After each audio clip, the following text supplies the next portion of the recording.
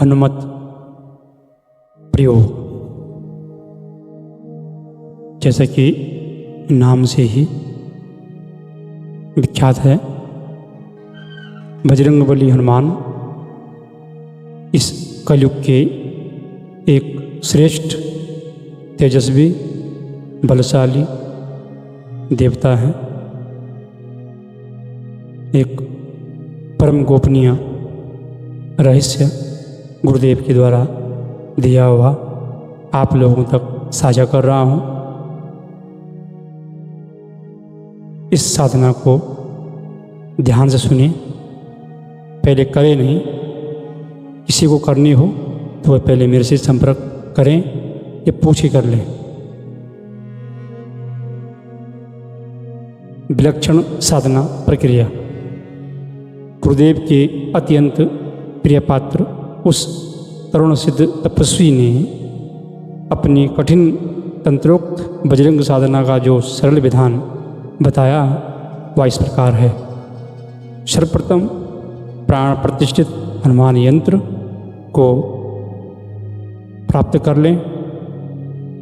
किसी मंगलवार की रात्रि में स्वयं स्नान कर लाल रंग का शुद्ध वस्त्र पहनकर हनुमान यंत्र को बेजोट पर लाल वस्त्र बिछाकर उस पर सिंदूर छिड़क कर स्थापित कर दें। दक्षिण दिशा की ओर आपका मुंह हो। पहले गुरु ध्यान कर वीर मुद्रा में बैठकर घी का दीपक जलाएं और सामने स्थापित हनुमान यंत्र को स्नान कराकर उस पर तेल मिश्रित सिंदूर का लेपन करें। स्वयं भी सिंदूर का तिलक करें तथा लाल पुष्प और कोई भी फल नैवेद्य रूप में समर्पित करें।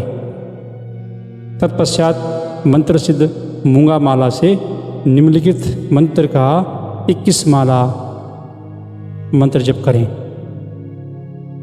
मंत्र है: ओम नमो भगवते अंजन्याय महाबलाय हनुमते नमः। ओम नमो भगवते आंजनेयाय महाबलाय हनुमते नमः। जब समाप्ति पर वहीं लाल बिछोने पर शयन करें। यही क्रम 11 दिनों तक नित्य दोहराएं तथा नैवेद्य को स्वयं ग्रहण करें। यथासंभव मौन रहें तथा प्रयोग को भी गोपनीय ही रखें। पूर्ण एकनिष्ठ भाव व विश्वास के साथ साधना संपन्न करने पर अंतिम दिन बजरंगबली प्रसाद होकर दर्शन देते हैं तथा सभी विपदाओं का शमन करते हुए पूर्ण सुरक्षा प्रदान करते हैं। हनुमान साधना के आवश्यक नियम जो एक हनुमान भक्त, हनुमान साधक को करनी चाहिए, बहुत जरूरी है, अत्यंत आवश्यक है। हनुमान साधना में शुद्धता अनिवार्य है। लाल पुष्प या कमल, गुड़हल आदि को ही अर्पित करें। नैवेद्य में प्रातः पूजन में गुड़, लड्डू, दोपहर में गुड़, घी और गेहूं की रोटी का चूरमा तथा रात्रि में आम, अमरूद या केले का नैवेद्य चढ़ाएं। इस साधना में घी की 1 या 5 बत्तियों वाला दीपक जलाएं। पूर्ण साधना काल में अखंड ब्रह्मचर्य का पालन आवश्यक ही करें।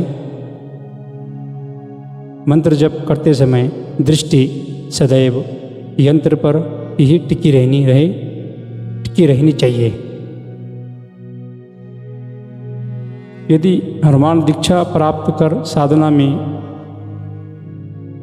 प्रवृत्त होने पर प्रथम बार में ही इष्ट की साक्षात ज्वाजल्प्यमान स्वरूप से साक्षात्कार संभव है। साथ ही साथ साधनावधि में किसी प्रकार की विघ्न बाधा अथवा भयावह स्थिति उत्पन्न नहीं होती। साधना काल में एकांतवास तथा मौन आवश्यक है।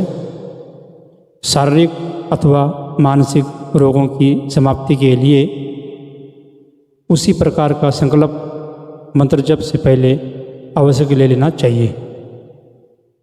मात्र 11 दिनों तक नियम पूर्वक किया गया यह विलक्षण प्रयोग अतुलनीय बल पराक्रम तथा निष्काम सेवा भक्ति के भाव से साधक की अपलावित कर उसे जीवन के उच्चतम सोपान पर प्रतिष्ठित कर देता है।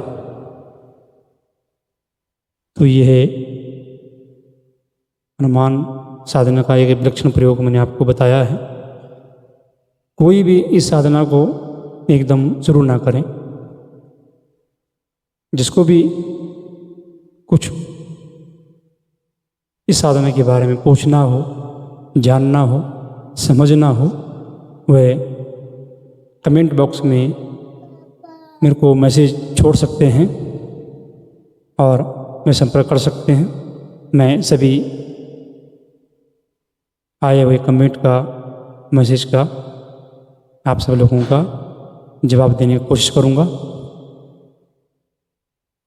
जय श्री राम, जय बजरंगबली।